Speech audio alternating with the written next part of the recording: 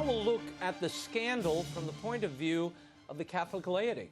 Here with their analysis is attorney and child advocate LIZ YORE in Chicago and senior writer at the Catholic Thing, Brad Miner, who joins us from New York. Liz, Brad, thank you for being here. I want to start with this grand jury findings, the grand jury report. How seismic is this, and how surprised were you at what is here? LIZ YORE. Well, those of us who have investigated clergy abuse scandals before were not surprised by the findings, as horrendous and vile as they were. It's stories that we have heard again and again in every diocese around the country.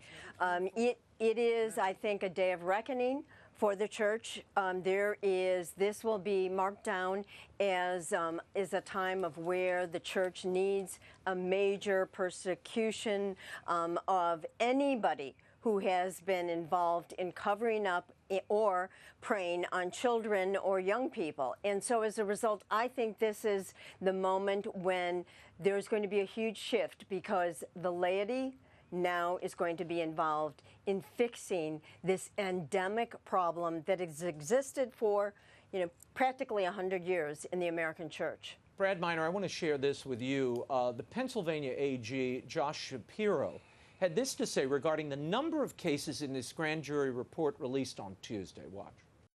While the list of priests is long, we don't think we got them all. We feel certain that many victims never came forward, and that the diocese did not create written records every single time they heard something about abuse. Brad, your reaction to that, and give us some context on this report. I mean, it is 70 years worth of abuse cases. It's not like this happened last Wednesday. Right. Yeah, it's over 1,000 pages long.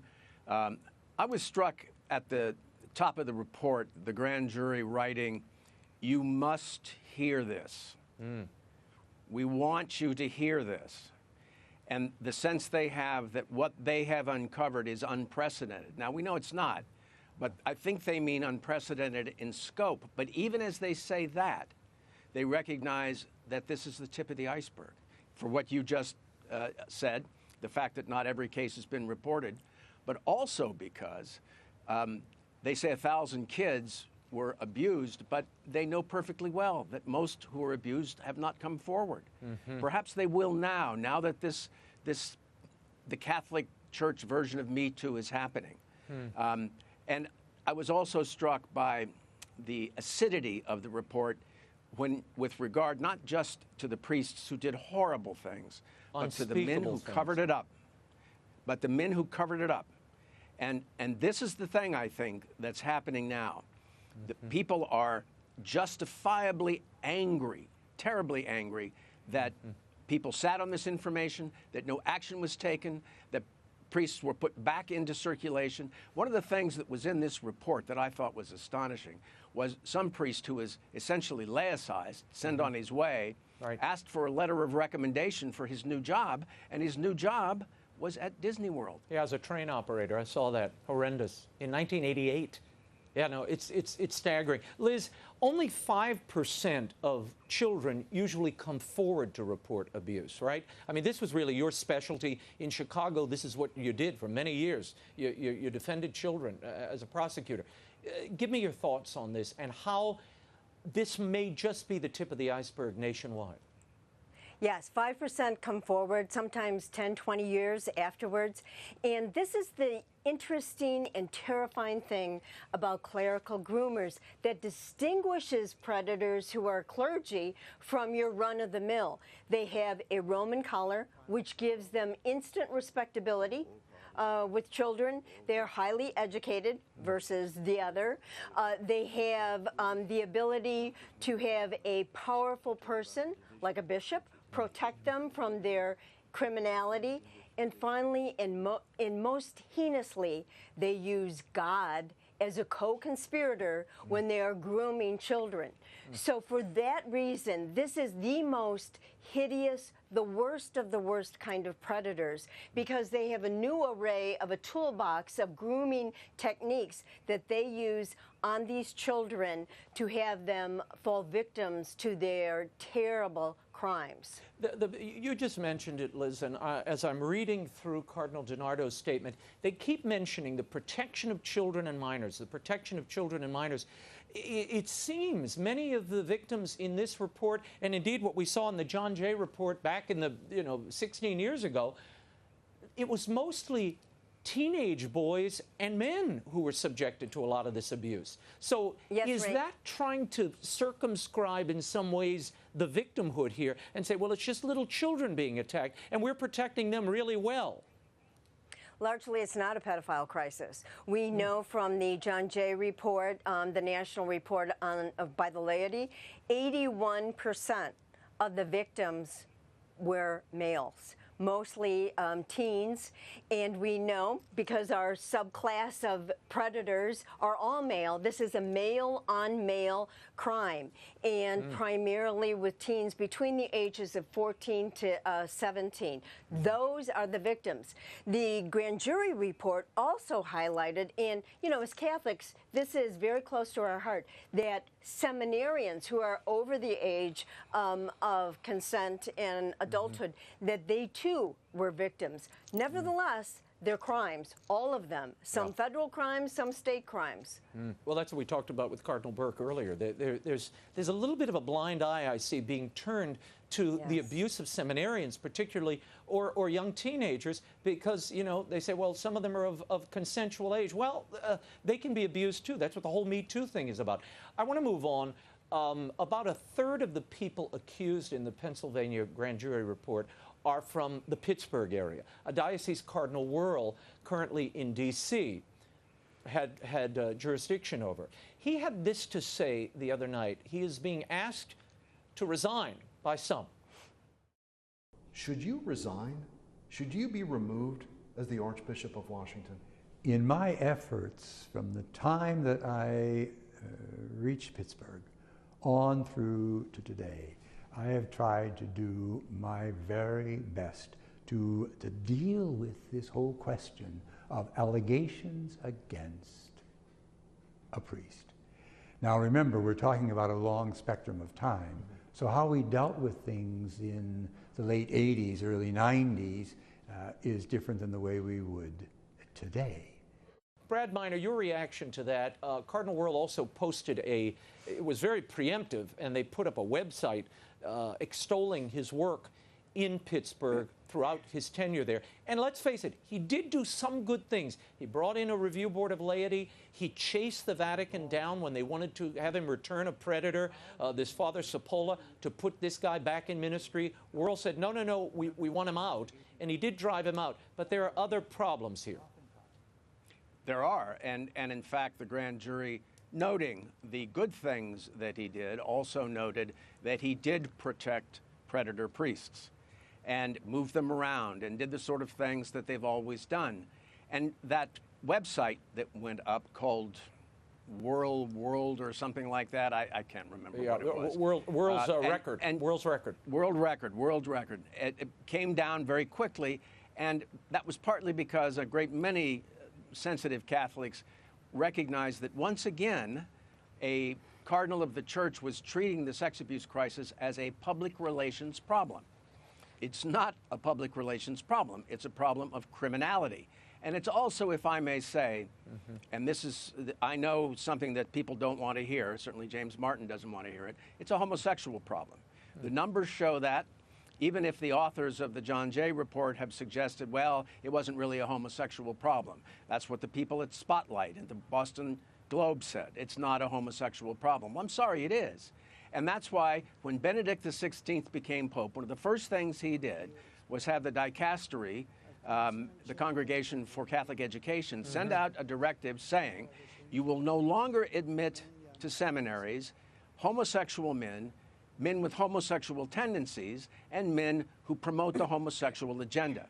Now, why would he have done that unless it was his understanding, the Holy Father's understanding, that it's a homosexual problem, not just a predator problem? And as Liz said, John Jay and this report from Pennsylvania are all about 17 and under. But what about 18 and older? I mean, what these priests have done, the relationships they've established with men outside. Richard Sipe, late lamented Richard Sipe, put the number of homosexuals in the Roman Catholic priesthood in the United States at least 30%. At one time, I don't know whether he was having a bad day, but he said it might be between 50 and 70%. I don't know what the truth is, but I do know that the problem, despite what people like James Martin say, is just that. And he criticized us today, people like me, for suggesting that it is a homosexual problem. He says that we're simply mean people who are attacking unnecessarily gay priests and the LGBT community. Liz, I want to move on to you. The grand jury suggests that the statute of limitation be lifted because most of the cases reported here are beyond the statute of limitation, and therefore you can't prosecute these cases. You can't take them to trial. Do you support lifting that statute of limitation? Archbishop Chaput in Philadelphia has been fighting this, as have other bishops, because they see this as a cornucopia of litigation. I do support it. I thought all 4 recommendations of the grand jury were excellent, that they will put the onus back on the church where it belongs in this case. And frankly, you know, I think as a measure of good faith on the part of the bishops that they should embrace those 4 recommendations. But let's be clear, Raymond, these recommendations are after the victims have been traumatized and damaged and hurt for life. And while these recommendations help them heal, we have to focus as a church on what is the cause of these children, young people, seminarians continually being abused by predatory priests, and that's what we have to stop.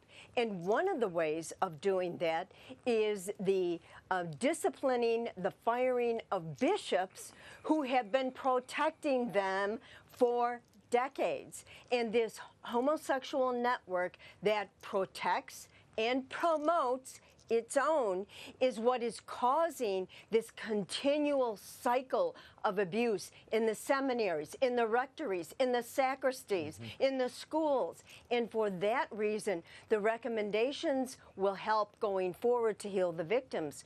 But the hard work is what needs to be done by the laity, by law enforcement, and by Catholics being vigilant to protect our church, our seminaries from predatory men coming into the Catholic Church.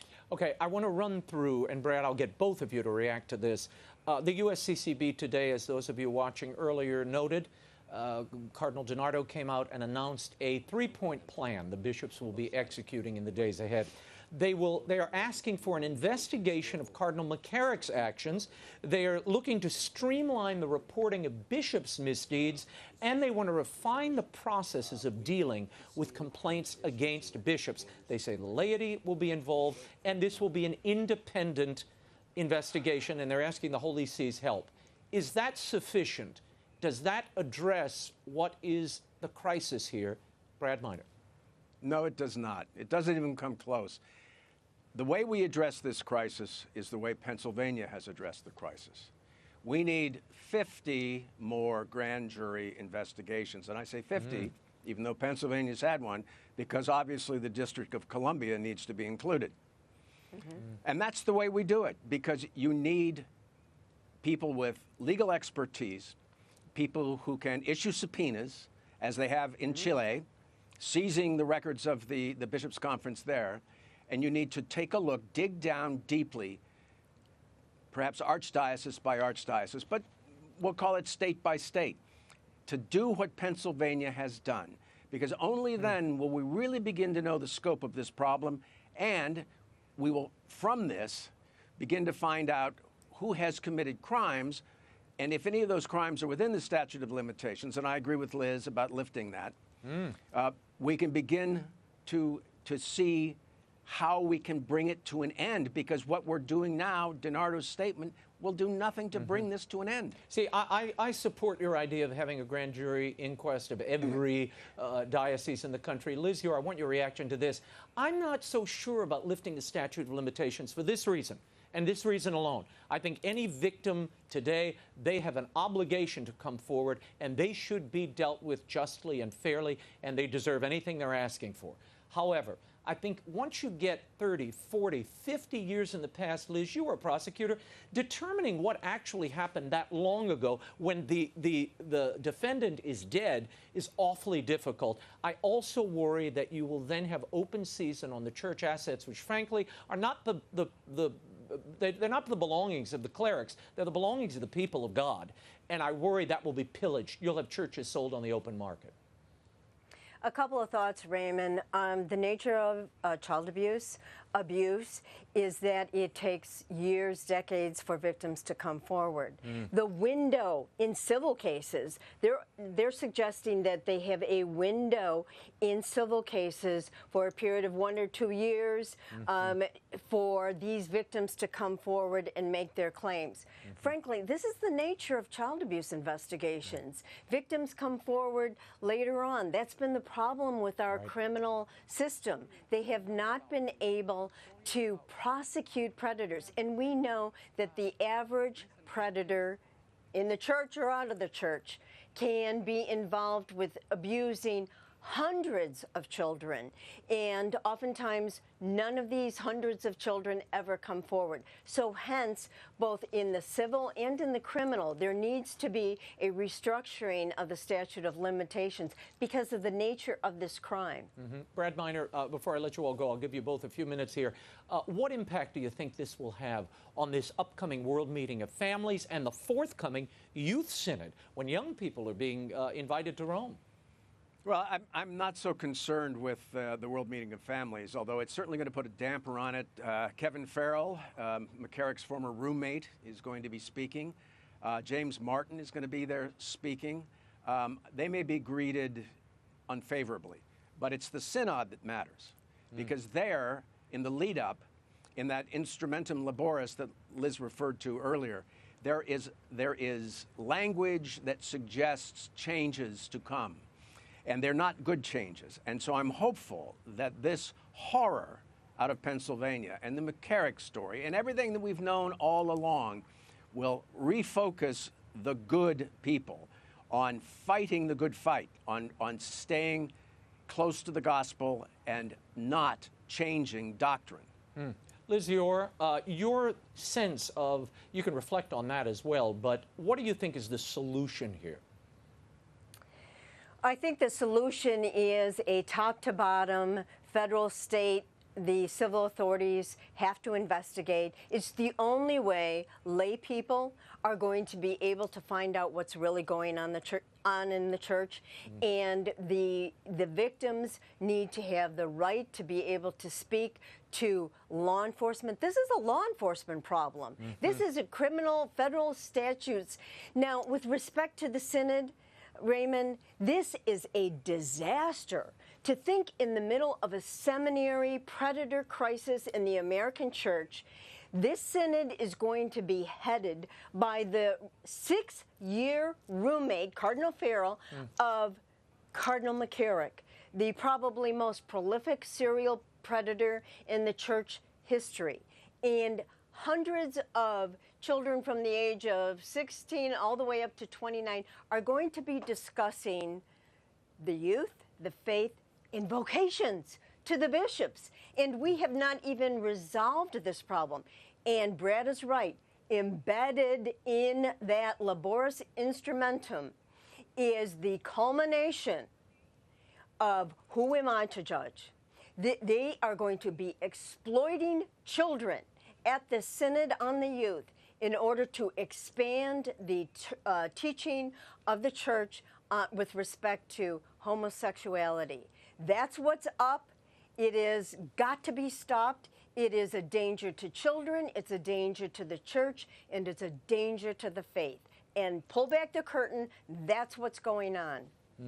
Liz Yore, Brad Miner, I thank you both for being here and for your insight. We will keep watching this situation as it evolves, and hopefully some good can come from this discussion. I thank you both for your candor.